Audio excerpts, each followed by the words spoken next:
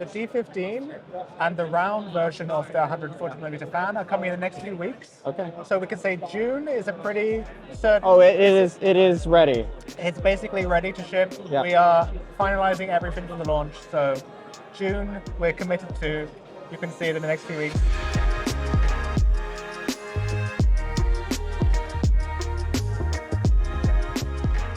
So welcome to Machines and More. Welcome to Computex 2024, and welcome to Noctua.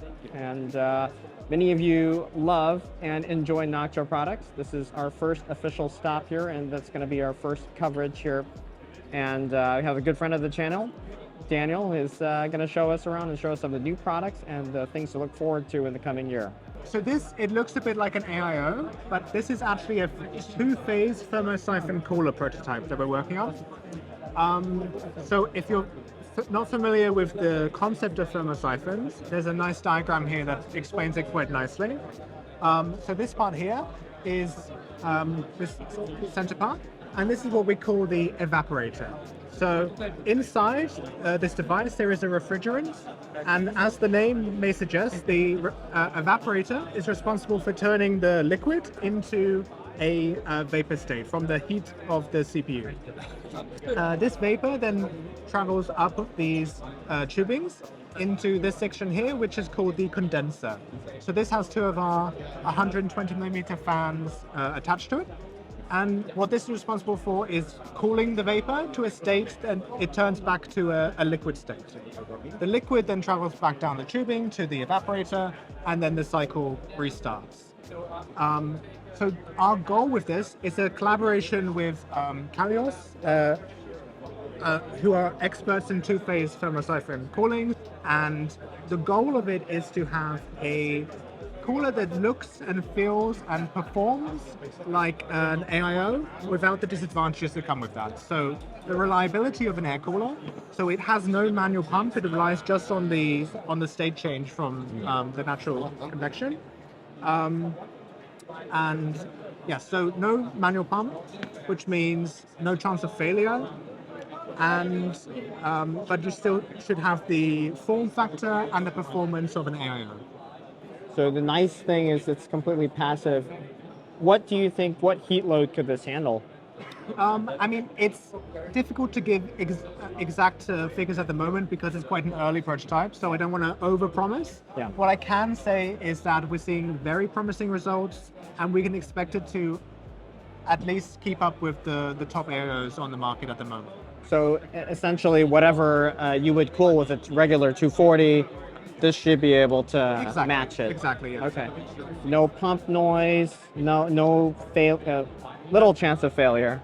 So we definitely will have our regular 6-year warranty, but as with any Noctua product, you can expect it to probably live far beyond that. And really, as the only moving parts are the fans, if for whatever reason at some point the fans were to fail, then all you would have to do is replace the fans and it would be as good as new, basically. So this is the next generation of our current A12x25.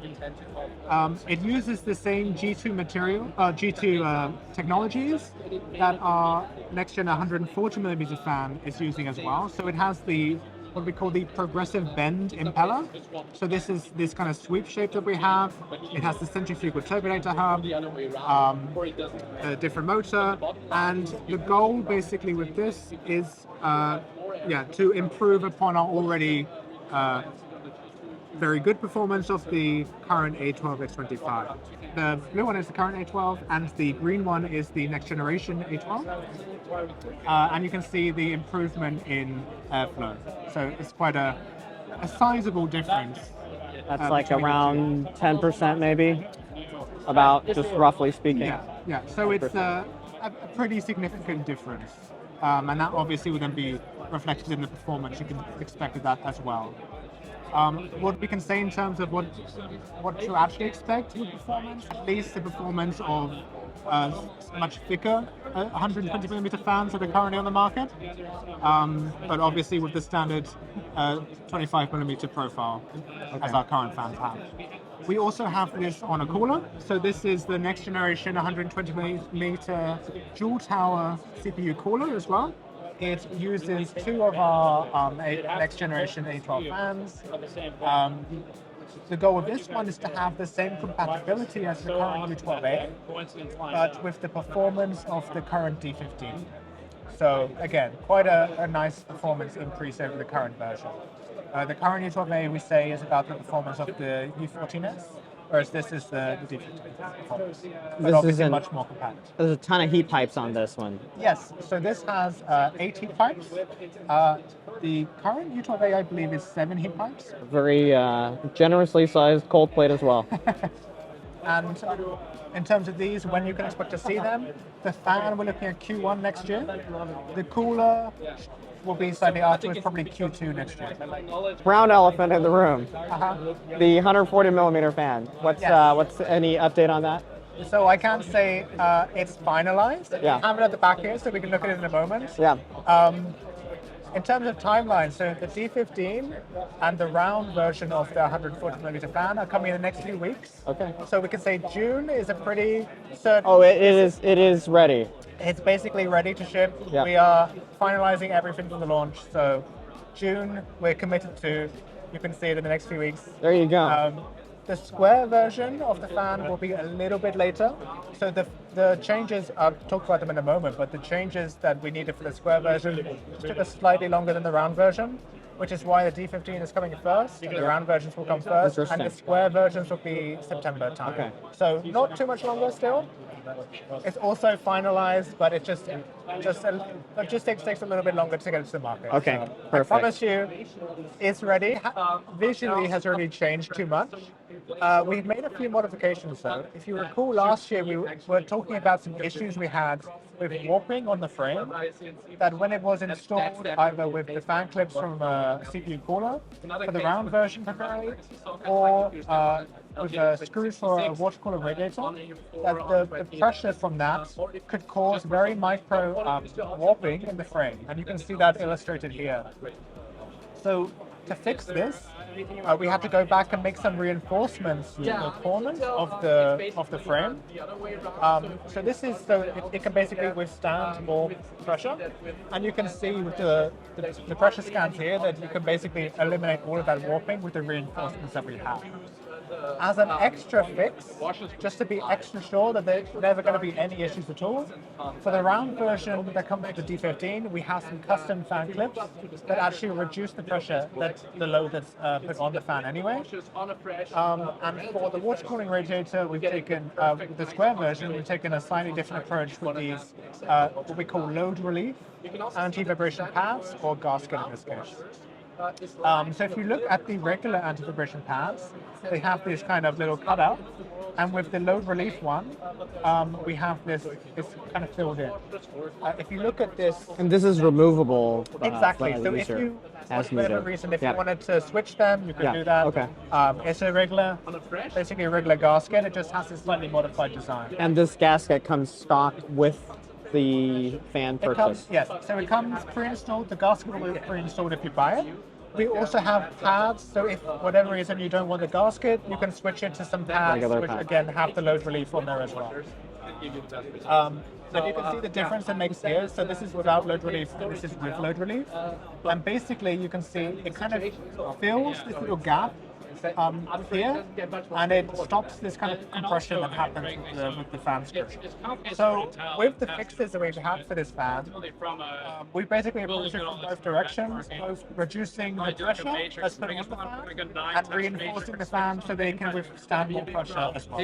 And these two fixes in combination mean there's absolutely no warping. We've completely managed to eliminate that issue that we were experiencing. How much of a performance deficit do you think the frame kind of distortion, how much would that cause otherwise? So in terms of with the warping, you mean? Yes. Basically, you probably wouldn't, in most cases, you likely wouldn't see any difference for many years.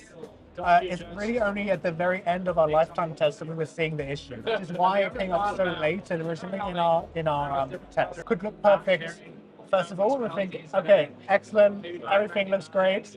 But then after, let's say, 6 years, full speed, like it's possible that in some models you could see that it was warping a little. What this means is that it falls below our tolerance. So we have a very tight tip clearance, so the distance between the blade and the frame. And this warping meant that we fell below our tolerance here, which means you run the risk of potentially it could hit the frame. Is this the final? This is now the final version. Okay. I can say that with confidence now. Yeah, so this one will be released with the D15 in June. The round version, the square version will be a few months later in September. We really wanted to try and get this square version out earlier as well. We know people are waiting for them. So we figured it makes sense. Let's just get the D15 out. And then the square version, unfortunately, is just a little bit later. Is the performance between the round and the square one identical? Yeah, so it's basically the same fan. Yeah. The only difference is the frame. If So the someone impeller- can't wait and they want to throw this on a rad with an adapter plate, it would work the same. They could try it. Yeah. I would really recommend using Yeah, the of square course. version. You know someone's going to do it. Yeah, it's quite possible. Yeah. I couldn't promise what results you would see, honestly, but Yeah. I would really suggest waiting for the square Of version. course. But if you want to try it, I'm not going to stop you. Is the Chromax going to launch at the same time? No, so we have it here just to prove it's real. We're working on it. It isn't going to be a big delay like it was with previous ones. Yeah. You know, with the A12, it was, I think, a 2-year delay in the end for this for the Chromax version. With this, it's already in development. We're already quite far with the development of it, but it won't be released on launch. So Okay. for the Chromax version, the current aim is Q1 next year. Okay. So it's just a few months later. Not a huge gap, but it will be a little bit longer. I know we saw this last year with Yes. the is it 8 heat pipes? Exactly, 8 Yeah. heat pipes. It has 20% more fin surface area as well. So we've reduced the distance between the fins. So this means we Tighter. can basically have more of them. And something that is new this year about the D15 that we haven't mentioned in previous years is all regarding the contact quality explanation that we have here. So unlike with most coolers, we just have one. With the D15 G2, we will have 3 versions. So there will be a standard version with medium base convexity, but we will also have one which is customized with high base convexity and a low base convexity version. The reasoning for this is that you may already be familiar, but the flatness of CPUs can vary quite dramatically. So with AM5, you can see here, for example, in the pressure scan, it's pretty flat. Whereas with LJ1700, it's much more concave.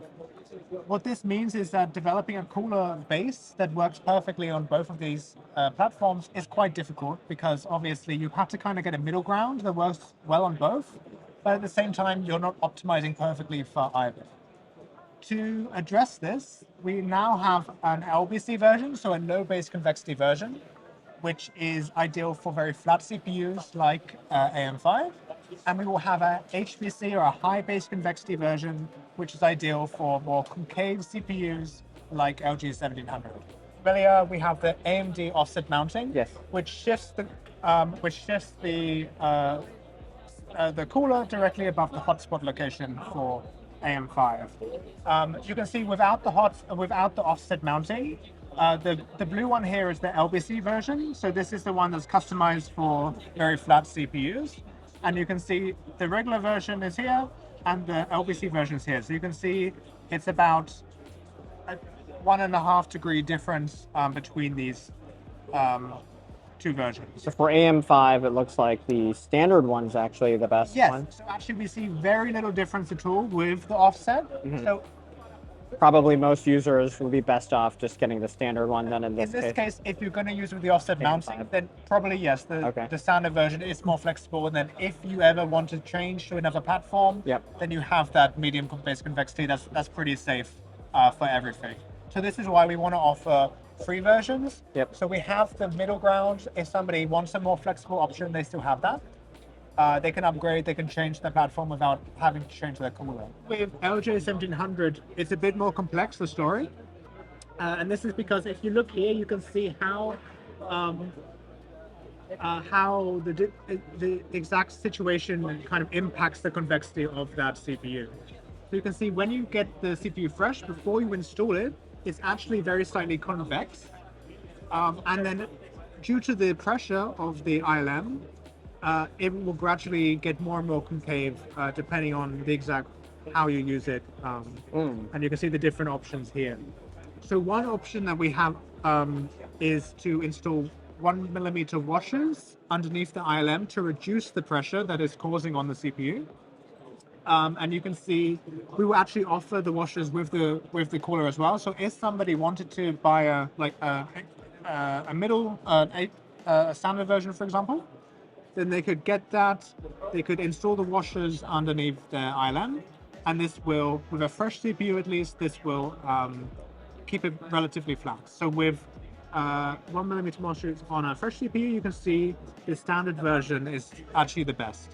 So let's just say, just hypothetical question. Let's say someone has a new CPU, they do this like standard install, it starts to deform. Yes. At which point would you recommend that they kind of throw the washers on, or is that even something to bother with? So the recommendation is if you plan to use the medium base convexity one, the standard version, I would always use it with the washers. It's, as soon as you install it once, it will start to deform. So it will get worse over time, but even one installation is enough to deform it a bit. So it's definitely a good idea to start immediately with the washers if you have. If that's something you want to. Exactly, if you want to do that. If you don't, then the HPC version is the option that will offer the best performance with the standard default island version. This is a Noctua edition of the Computex 1600 Seasonic power supply. So it uses our A12 120mm fan. It also has this custom fan grill design. So these in combination are responsible for, you can see here, the offering quieter performance. So you can see there's around a 2 decibel drop across the entire fan speed range. This is something that it's a collaboration with Seasonic. We'll be selling it personally through our sales channels, and you can expect to see it towards the end of this year, maybe late Q3, early Q4. Obviously, it comes in the Noctua color scheme. Yep. It complete with the Noctua brown cables. So everything that a Noctua enthusiast could possibly ask for. A quiet product in the Noctua brown. Any chance you'll do an SFX power supply? We're gonna start just with the one version. Yeah. Launched recently. Yes, so we launched this about 2 weeks ago. This is the Noctua Home product line. The goal of the Noctua Home line is basically we have these great fans, and we know already our customers are using them in other DIY applications outside of the PC. So this is about facilitating that, and we have great cooling, why not apply it to other areas as well, just outside of the PC. The key to the Home line is the modularity of the products. So we have the fan sets. This is the FS1. It's kind of the successor to the Noctua desk fan that we previewed a few times at Computex. And we also have the FS2 over here, which is more for device cooling purposes. So as you can see, you can buy the full set if you want it, but you can also buy the individual parts as well. So you can just buy the fan stand, you can just buy the airflow accelerator. Every single part of it is designed to be taken apart, and this is really where the DIY element of the line kind of comes into play. So if somebody just wanted to mount a fan without all the extras, they just need to buy the stand, and you can do that. So this is magnetic, you can put it on a wall, it has all the mounting options at the bottom here, so you have zip tie mounts, you have screw mounts. Wow. It's designed to be as flexible as possible. With a mount, it comes pre-configured for 120mm fans, but you can also extend it, and then it's ready to use with 140mm fans as well. So yeah, it's designed to be as flexible as possible. So whatever kind of DIY application you have in mind, hopefully we have a product that is suitable for you. You could use this on your home theater system. Yes, or, exactly. So Fractal Terra, that's where I'm going to be testing this. yes, And So the FS2 is more for device cooling. So anywhere basically that could benefit from a bit of extra airflow, if it's a small form factor case or if it's an AV device, whatever you can think of where you think a little bit of extra cooling would be beneficial, this is where that one comes into play. So you have the gasket is ideal for putting it on top. You'll see the next one here, the pads are nice for putting it underneath the device. So you can still draw airflow in from underneath, or putting it on top for the gasket with a nice. It's a pretty beefy gasket too. Yes, they're very thick. The idea is that they create a nice offset with the device for improved acoustics as well. Just wanted to say thanks to good friend Dan here. We got a lot of stuff that we're looking forward to, but closest one up on the horizon is the next gen D15, and we'll definitely be looking at that soon. Hope to test it out soon, and also the new 140 millimeter fan. And so definitely stay tuned for that. So thanks for checking in with us here. Please make sure you are subscribed to the channel and give a like here. And thanks again to Noctua for hosting us here.